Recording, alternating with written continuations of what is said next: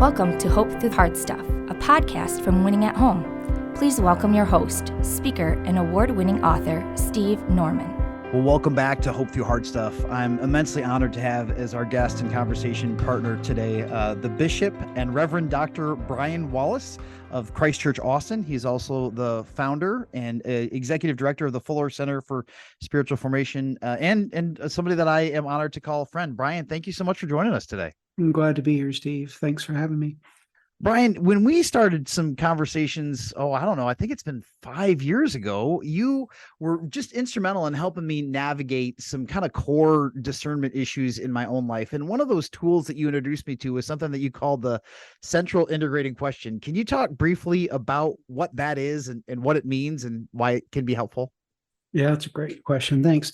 So the central integrating question, or now what we call the calling question, was actually written by a guy named Todd Bolsinger, and we used it with students at Fuller Seminary, and I incorporated it into a spiritual formation discipleship curriculum that we're working with churches all over the planet. We're now on 5 continents and 2 languages, 3,500 people been in one in the last 5 years.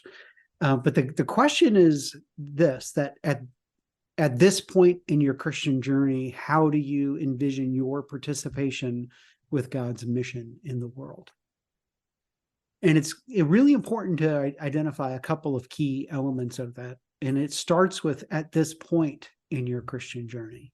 It assumes that there's going to be change and fluctuation, not only in your life and your situation and your station in life, the kind of stage of life you're in, but it also assumes that there might be shift and change in your journey with Jesus. Obviously, we mature, we grow more convinced of who the person of Christ is, more convinced in the scriptures. We learn how to grow in faith and trust. And we actually may put aside some old ways of being that are no longer part of our understanding of who God really is. So, for instance, as a young believer, I just had the sense that, from the tradition I came from, that God would be more pleased with me the more work I did.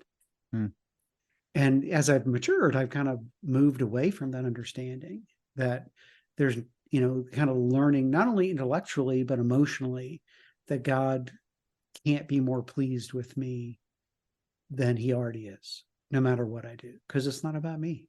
It's about him. And so we're talking about, this point in our Christian journey. How do I envision my participation with God's mission in the world? And so it's recognition that, so for instance, there might be changes in how we participate in God's mission in the world. That often happens for women as they become moms, because their life changes. Now, some moms are able to get childcare and they're able to continue in the vocational journey that they've been in, but often finances don't allow that, or situations in life don't allow that for some women, and their situation changes. And so their question is, how do they envision being a leader, being an accountant, being a creative person, while also being a full-time caregiver, or a mostly full-time caregiver to a little human, right? So how do they do that? How do they envision that way that takes place? Is it through prayer? Is it now not through vocation, but through activity, hobby, investment in others? And then it's always a recognition that all of our work is initiated by God. It's God's mission in the world. And we're simply joining him to take our part in what he's been up to. So that's the thing we're trying to do. It engenders freedom, and it recognizes that there's change that will happen to our lives and through our lives. It gives us ability to say, because I may not be doing what I thought I was doing, it doesn't mean I'm doing anything wrong. And now we can just pay attention to what the Spirit's doing in my situation right now. The person who's had the biggest spiritual influence on my life, a guy named Doug Stewart, who, by the way, everywhere I go on the planet, there's someone who knows Doug and his wife, Marilyn, who's passed. And they just had this outsized influence on the kingdom through investment in people and leaders. But I was visiting him. He's in a assisted living home in the Chicago area, and he realizes this vital ministry that he's had of teaching, spiritual direction, care, leadership is reduced to prayer. So how does he envision his participation in God's mission in the world, given the limitation and the frailty of his body? It's like, well, this is the way I'm able to participate. God's still at work. I'm not able to join him in the same way, but I can join him in a new way through attending to people through prayer. So It's incredibly empowering, because I think there are a lot of people who, maybe they're reading the scripture too literally, but like, I think that the Levitical mandate was you could serve as a Levite between 20 and 50, and then that was it. And I love what you're saying, Brian, because it's a reminder that God's call and God's ability to inspire and equip and move through us can flex around our life circumstances and around changes, not just in our thinking, but even our physical limitations as well. absolutely. And we have to recognize that even this kind of thinking is a little bit of a privileged way of being in the world. Our relative capacity financially and with education and all those other kind of things we may take for granted in, say, an American context or Western context is not true. I had the privilege as a teenager to spend a whole summer in India. And some of those people that I met are just amazing men that I got to be on a team with for a little bit. But, they came from rice villages, and their capacity to dream about their vocation was, I have to be a rice farmer or I may not be able to stay alive. Hmm. And so the exciting thing is they still had dignity, right, as participants in the mission of God, because ultimately, whether we're a rice farmer or a doctor or a lawyer or pastor or bishop, whatever it is, we all have the same vocation at one point, which is to make God known in the world, to participate with what God's doing. We all have the same call to care for the widow, the orphan, the refugee, the prisoner, the naked, the hungry. We participate in this kingdom thing that God cares about, which preferences the poor and preferences the needs of those around us. I can participate in that no matter what my job is, right? And by the way, there's massive dignity in that, because those are the things that God cares about the most. And then for those of us who are privileged with this wealth and choice and education, we get this another opportunity, which, by the way, with this opportunity and privilege comes stewardship. We have to steward these opportunities of, what am I going to do with these things? And we don't have to feel bad about the fact that we have these opportunities. We can just feel joyfully able to kind of receive them as, God, what do you want me to do with this? How do you want me to participate with what you're doing? And I'm not a fully reformed person, but I'm reformed enough to believe that, we might think, hey, we picked our job, but I think the Spirit of God has something to do with that. To say, I really want someone to be around Steve Norman because of the way he lives his life in Christ. And I want him as a little image bearer of the King of the universe to have an opportunity to know a neighbor, know a cubicle worker next to him, or bump into someone at the bank, wherever it is, because that's how we are to inhabit our vocation as little images of God in the world, to make God known in the very general way, but also in the very particular ways that God has made us. So helpful. Brian, what was it like in your own journey to shift from maybe a perspective where calling came with shoulds and oughts to where calling came with grace and gentleness? Was there a turning point for you at any stage in your journey that allowed you to think about calling with more generosity rather than in fixed and static terms? Yeah, and I like your word generosity, Steve, because for me, the turning point came in learning how to be generous towards myself and compassionate towards myself. Because in a lot of times I thought about vocation without the reality that I'm a frail human and that I'm a limited human. And that, I kind of expected, if I can, I should. Or even if I can't, I should be able to someday if I worked hard enough. Maybe that's because I'm a 3 in the Enneagram, or because, my high school musician in me taught me if I could just work hard enough, I could be first chair. which by the way I was, but only because I worked really hard at it and I enjoyed it too.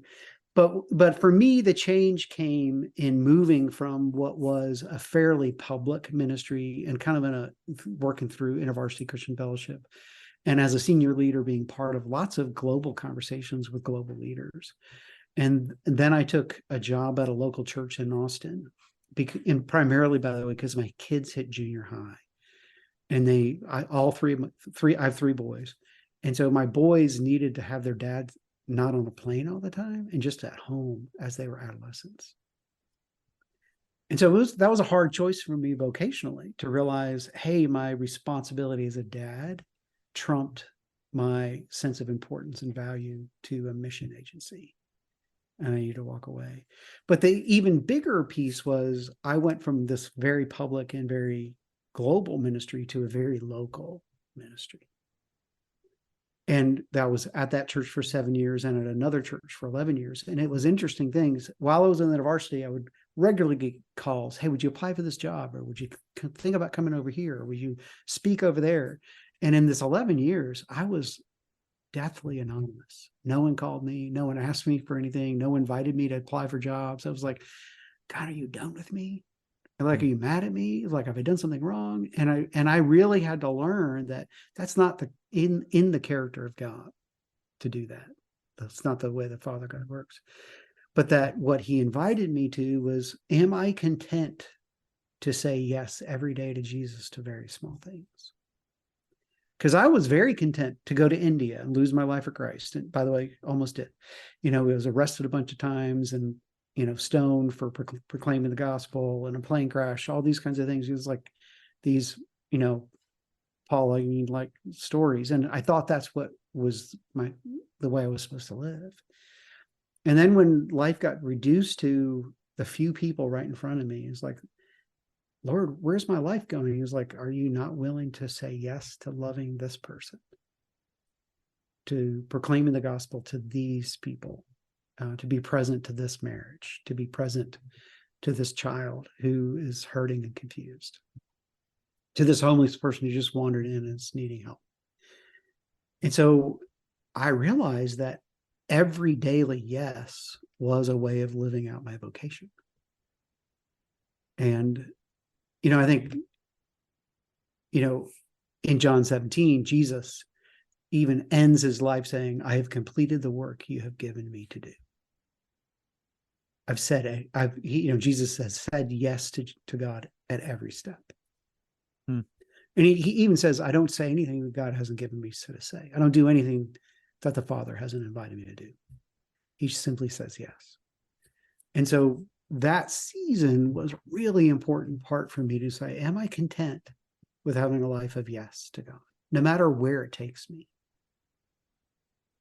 As long as, and it got me to the point, it was like, Lord, as long as I'm participating with your work, of your spirit in the world, whether it's anonymous or no one's ever going to see except this woman who heard the gospel from me, or this man who allowed me to proclaim the grace of God over their sin.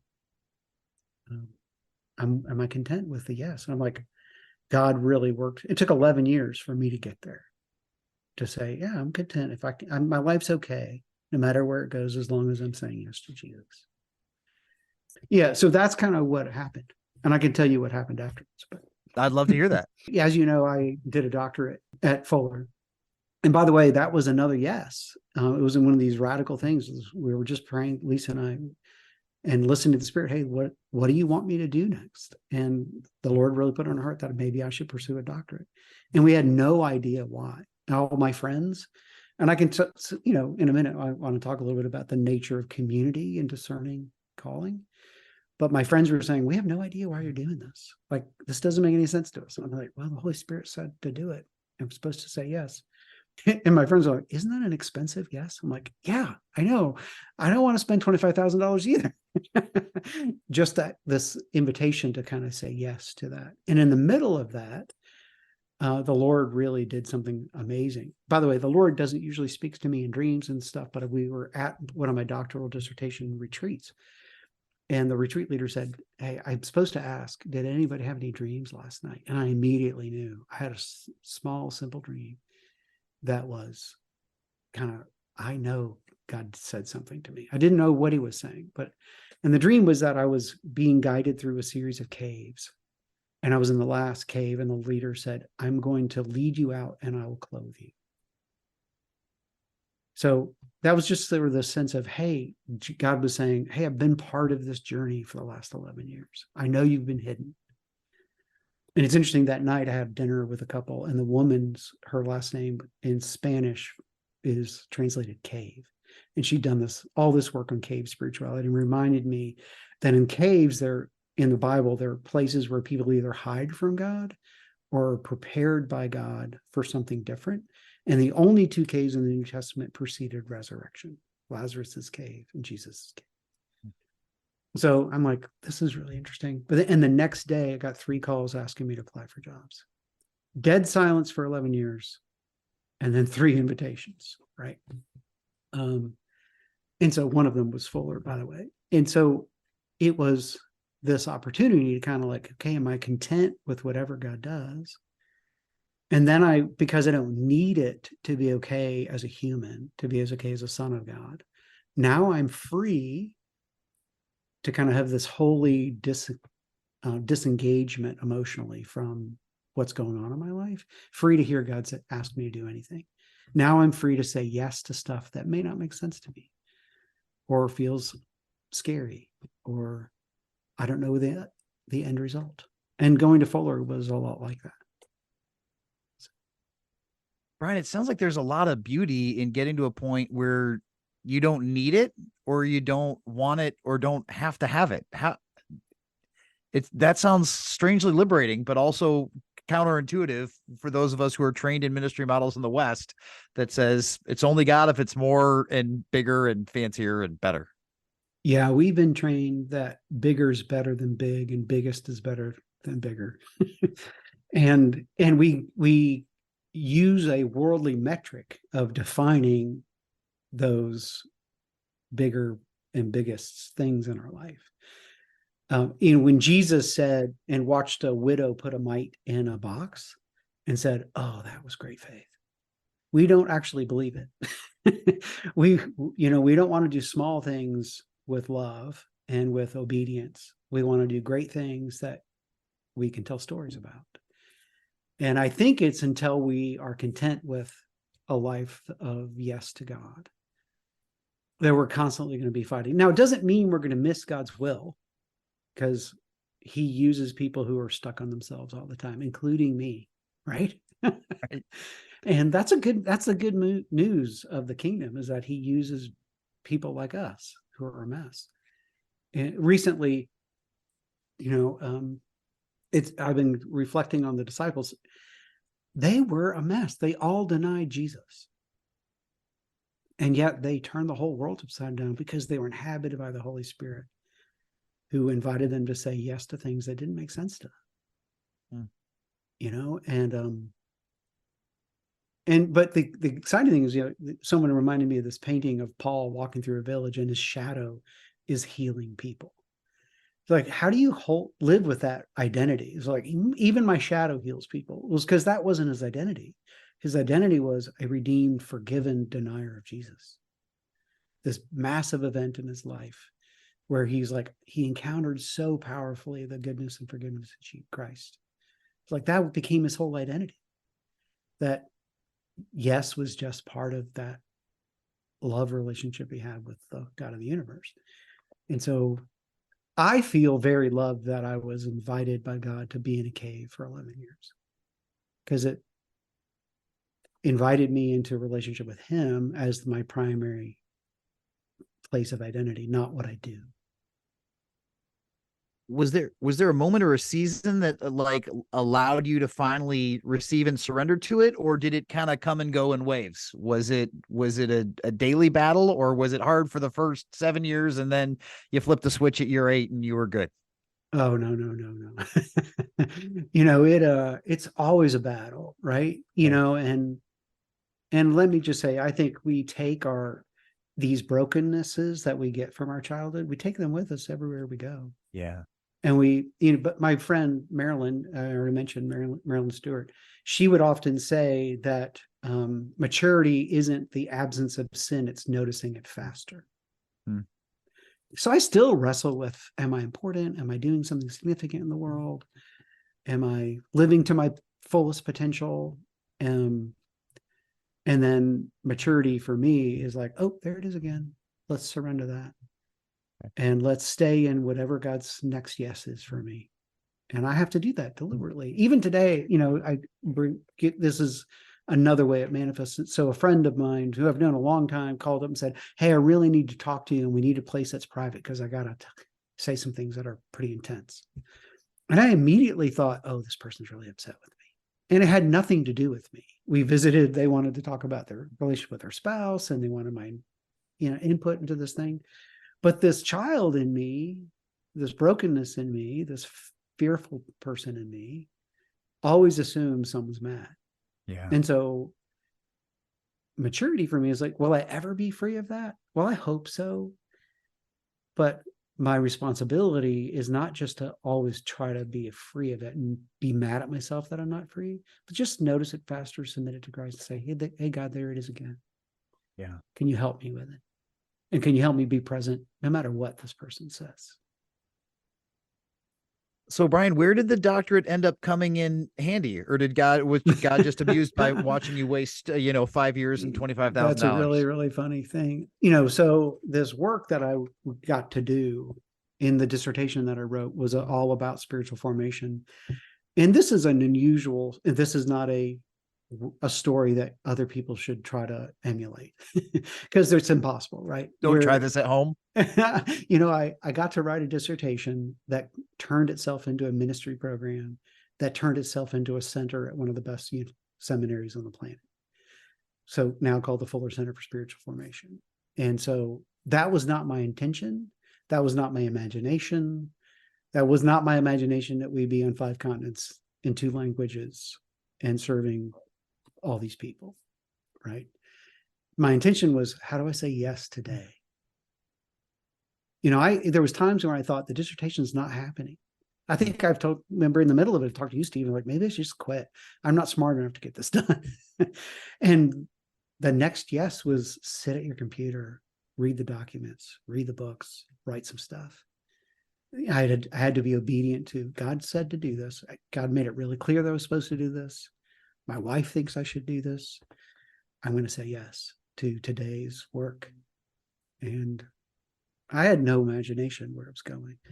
And I would say, now I'm leading a diocese with, co-leading with this other bishop with 68 churches, a couple hundred clergy. We think that's going to continue growing. There's no way I can do that work without having learned what I did in the doctorate, but also without what I've learned in 8 years of enacting a global ministry among churches. My job in the last number of years is coaching pastors and churches. Now, the interesting thing is I was coaching them and they were my clients. Now they're my people. I could fly away from the church before and not be implicated by what was going on. Now I'm implicated. Their pain is my pain now in a very unique, different way. But I think that was, I didn't have any imagination for that. That was just the next yes. Brian, what do you say to people who feel like they're in that cave season now? Or maybe they had a dissertation type moment 2 years, 4 years, 12 years ago, and they're still not sure what it was for. What do you do to people who are in that space? That's a really hard one because, my story is the outlier, right? I actually don't think I have that unique gift set. I'm not smarter. In fact, I have 5 siblings. I think I'm the least intelligent of the 5. I don't have amazing gifts as a preacher or communicator. I have some pretty great intuitive leadership gifts and some shepherding gifts. Those are my 2. I'm a pastor and leader. The truth is God doesn't love me because more in my position now than when I was seeing my primary vocation as loving junior high kids in my family. and which is the most impactful ministry that I've had? Probably loving my kids, trying to love my kids, asking forgiveness of my children. People ask me, I have two of my pastors, all three of our kids love the Lord. Two of them are pastors. The other one who's not a pastor is an amazing person. One of the most generous, kind, loyal people I've ever met.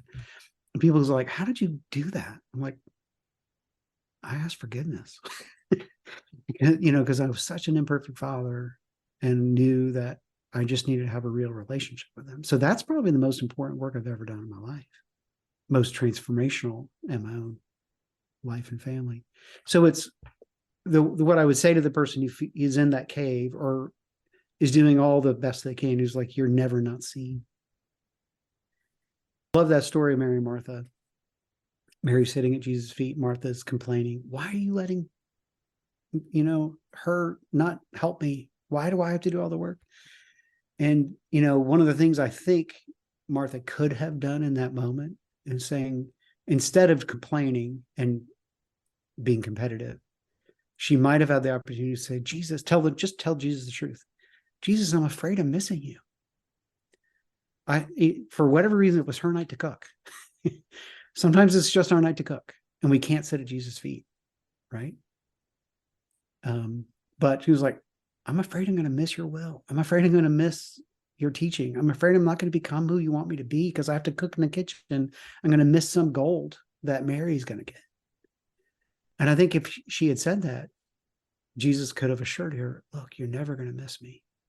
You're never going to miss my will because I love you too much. I see your life. I see what you're doing. I know all about it and I'm delighted by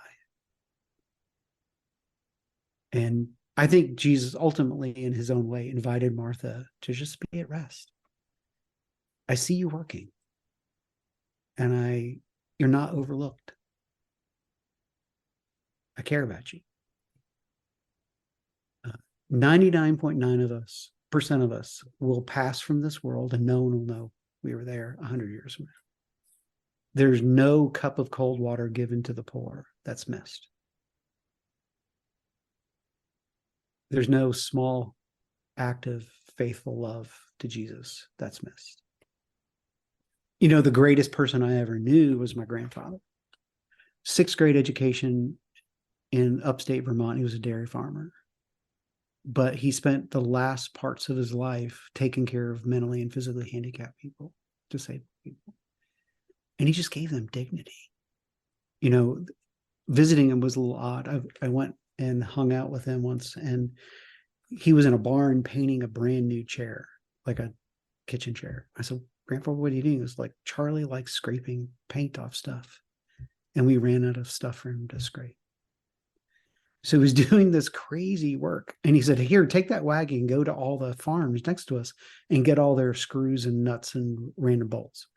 I'm like, okay. He goes, because Steve loves sorting stuff. And we ran out of stuff for him to sort. And there was 2 other guys whose job was, they ran this massive building on a wood stove in upstate Vermont, right? And so there's stacks and stacks of cordwood all over the place. And so their job was to move the cordwood to the front of the house. And when it was done, they moved it back. It was like crazy making, but they knew they belonged and they were contributing. And these were people, who didn't have the mental capacity of a 3rd grader or something like that. But they were lovely people that my grandfather gave dignity to. He gave them place and belonging and joy. He gave them work and vocation.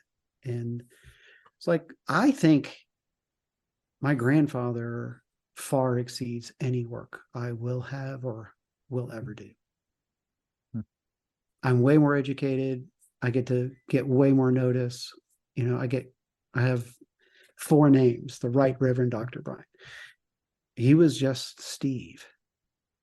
And his life was transformative to all the people around him. Because he just said yes to Jesus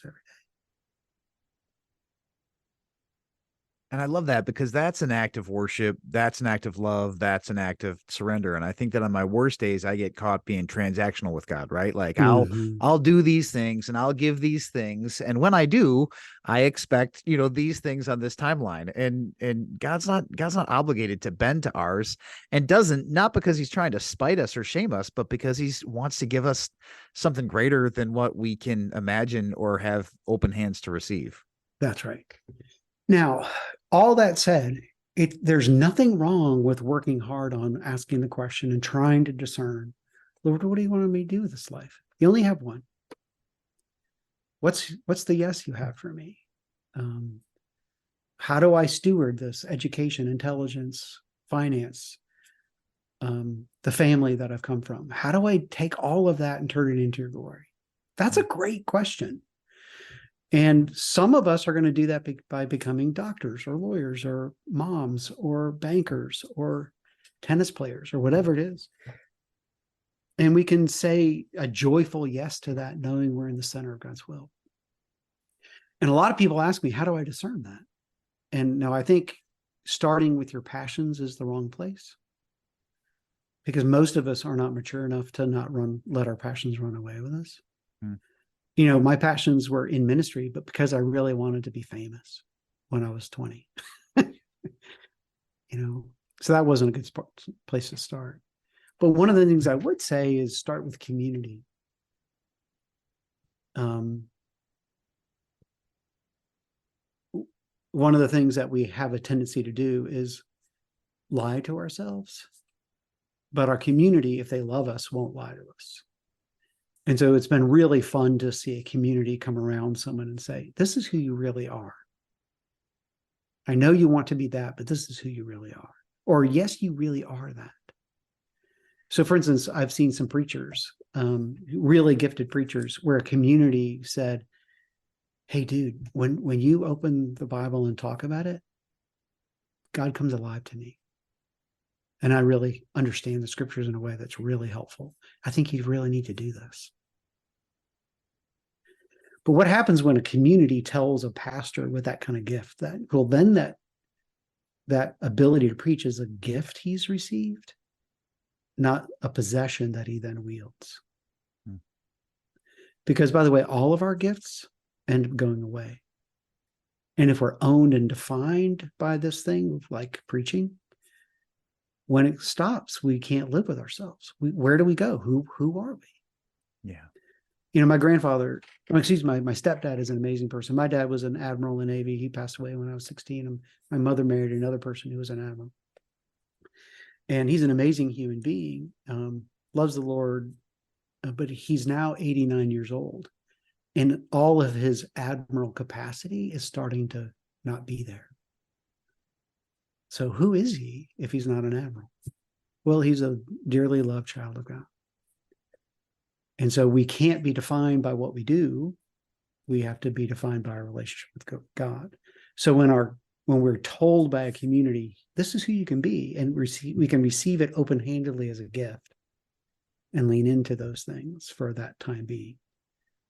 And then when they stop being who we are, we're still okay. But it's easier to hear in a community who we really are. Because, for instance, for me, when I became an Anglican, that was the third time I was ordained.